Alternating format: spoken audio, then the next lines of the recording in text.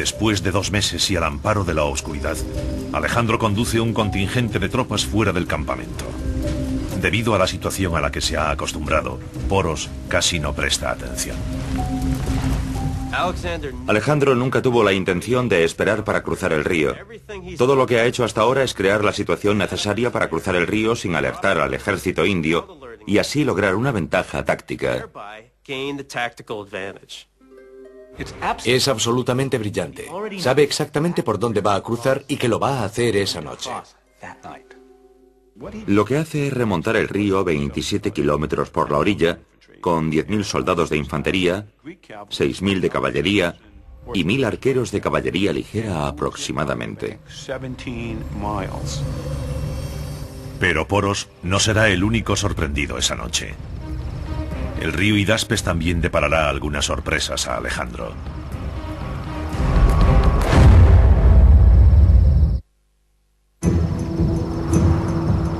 Año 326 a.C.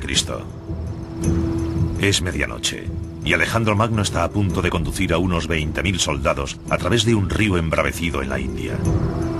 Lleva 2 meses preparando esta sorpresa. Horas antes, Alejandro había llevado a su tropa a 27 kilómetros de su campamento principal, remontando el Hidaspes. Por ahí es por donde cruzarán. El ejército de Alejandro es una máquina de guerra bien engrasada y experimentada. Llevan buena parte de una década mejorando y actualizándose con cada campaña. 3 años antes se enfrentaron a uno de sus mayores desafíos contra los nómadas de Asia Central.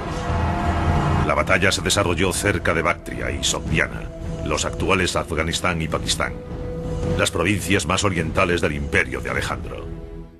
El problema de Alejandro con las provincias más orientales es que no son verdaderas naciones-estado, sino conglomerados de comunidades étnicas tribales que luchan entre sí. Algo muy parecido a lo que hoy sucede en Pakistán y Afganistán. Por lo tanto, lo que se propone básicamente es sofocar esas revueltas. Los habitantes de Asia Central son tribus nómadas de pastores que proceden de las orillas del Mar Caspio. Son duros, tienen que serlo para sobrevivir en las escarpadas montañas de Afganistán. Son magníficos jinetes expertos en tácticas de hostigamiento.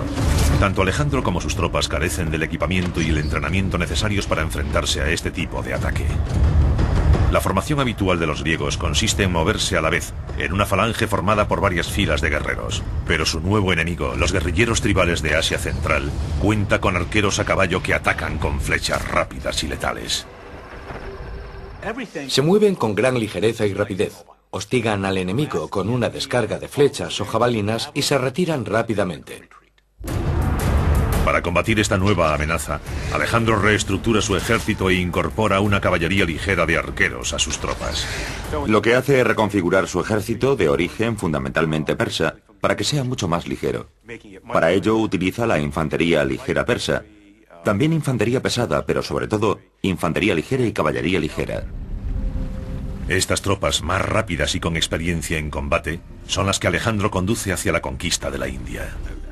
Tras 2 años de guerra de guerrillas en las provincias orientales y haber logrado la victoria, Alejandro fija ahora su mirada más al este, en la India. Pero sabe que se enfrenta a un enemigo formidable. El historial del ejército del rey Poros es largo y sangriento. La India se compone en esa época de 16 reinos regionales, cada uno en constante lucha con los demás por el dominio. La guerra era la situación más habitual. Tan pronto como un rey llegaba al poder, comenzaba a atacar a sus vecinos. La India tenía una tradición bélica de más de 1000 años, que se remontaba a la llegada de las tribus arias de Eurasia Central. Fue una de las mayores migraciones de la historia. Para hacernos una idea del aspecto de aquellas personas, podemos encender el televisor y ver a las tribus afganas. La población de esa región montañosa del norte no ha sufrido modificaciones genéticas desde el siglo XVIII. Ese es el aspecto que tenían los arios. Era un pueblo alto, moreno, con barba y de ojos oscuros que tenía caballos y carros, por lo que no tardó en conquistar la India. Los expertos siguen discutiendo muchos aspectos de los arios. Sabemos que eran feroces guerreros y que introdujeron el caballo y el carro en el subcontinente indio. Los carros aportan movilidad y velocidad en el campo de batalla y permiten a los arios conquistar la mayor parte del subcontinente. También sabemos que durante un milenio tras la invasión aria, la India fue gobernada por guerreros cuyas tribus estaban constantemente en guerra unas con otras.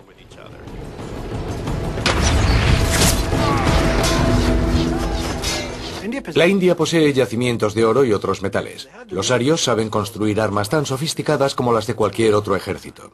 En el Ramayana, un poema épico indio de los primeros siglos antes de Cristo, el villano, Ravana, es representado portando 18 armas diferentes en otras tantas manos.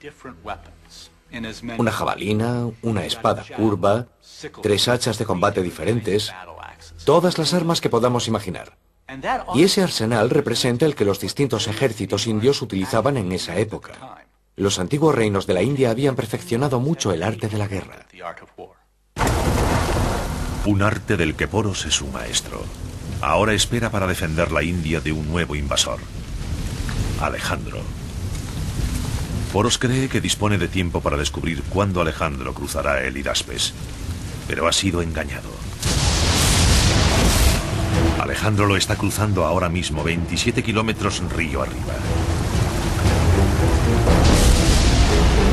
10.000 soldados griegos de infantería, 6.000 de caballería pesada y 1.000 arqueros asiáticos de caballería ligera se lanzan a las aguas embravecidas. Hay tormenta, cruzan en plena noche y está nublado. La oscuridad es total. Se lanzan a las aguas embravecidas casi a ciegas. Es algo aterrador. La intensa corriente agita las endebles embarcaciones plegables de los griegos. Algunos soldados utilizan pieles de cabra llenas de paja para mantenerse a flote. Los caballos irían nadando delante de los soldados o tirarían de ellos por las riendas. Están cruzando el río durante la noche, es una maniobra bastante complicada. Peor aún, empieza a llover y a soplar el viento. Sin embargo, una gran tormenta beneficiaría a Alejandro, ya que eso disimularía el ruido y mantendría a los vigías de Poros a cubierto. Alejandro está seguro de haber elegido bien el lugar por el que cruzar, pero lo que él considera la otra orilla del río es en realidad una isla que divide el río en dos. Cruza el río, llega a la isla, la atraviesa por un estrecho desfiladero en el que puede ocultar sus tropas de Poros y descubre horrorizado que no está en la otra orilla. No es la orilla opuesta, sino una isla. Descubren otra isla oculta detrás de la primera. Los griegos han de cruzar el río 2 veces más y el tiempo se agota. Alejandro acaba de cometer uno de los pocos errores tácticos de su carrera. Cuando buscó el lugar por donde cruzar, no envió nadadores a la otra orilla. Envió una isla y la orilla detrás de ella. Pero lo que él consideraba la otra orilla era otra isla. Y ahora piensa, ¿qué vamos a hacer? El río es demasiado profundo. Así que recorren la isla hasta que encuentran un lugar donde el agua les llega hasta el pecho y cruzan por allí nadando y arrastrando sus equipos hasta llegar a la otra isla. Está amaneciendo. Tienen hambre y frío. Y están empapados, pero aún así alcanzan la otra orilla del río.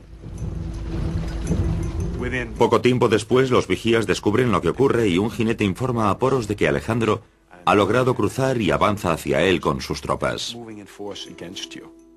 Poros se enfrenta a un dilema. Sus vigías dicen que Alejandro ha cruzado el Hidaspes, pero enfrente de su campamento ve un gran número de tropas griegas. Alejandro, astutamente, había dividido su ejército la noche anterior. Unos 15.000 soldados cruzaron el río, pero otros 12.000 se quedaron en el campamento. Dejando esas tropas en la otra orilla impide que Poros se mueva porque ignora por completo si Alejandro ha movilizado el grueso de su tropa o se trata de un señuelo. Si así lo cree, el grueso del ejército enemigo cruzará delante de él y estará entre la espada y la pared. ¿O será aquel el ataque principal? Ante este dilema, Poros toma una decisión. Envía solo un destacamento para hacer frente a los griegos que han cruzado el río.